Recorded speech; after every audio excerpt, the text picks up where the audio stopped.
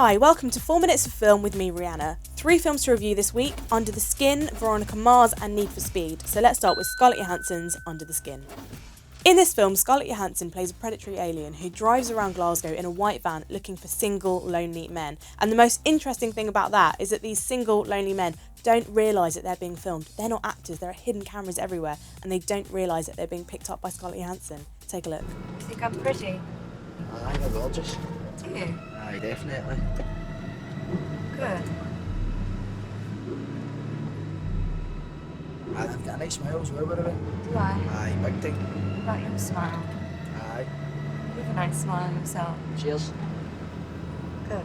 Good.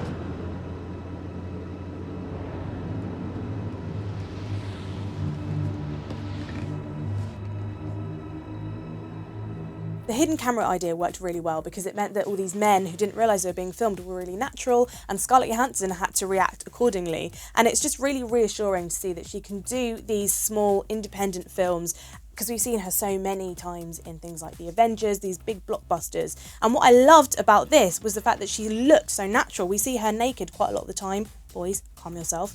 And she has the kind of body that women can actually aspire to, rather than the stick-thin, airbrushed things that we see on posters and in films nowadays. My main criticism about this film is that it felt like I was back at university watching it for film studies. It kind of felt very art house, and although sometimes that could be a good thing, it comes across as pretentious in this and a bit too long and self-indulgent. So 3 stars for Under the Skin. Next up is Veronica Mars. Loads of fans got together on Kickstarter and funded this project themselves, so it's essentially exactly what the fans would want. So 10 years later, there's a school reunion, and this is what happens. Ahoy! We're here because You're a high-powered New York City lawyer now, and you should rub that in these people's faces. And because Alexis Link said that if we were still single in 10 years, we'd get creative. And there she is now. hey, as a high school nerd success story, it is a moral imperative that I take my own victory lap.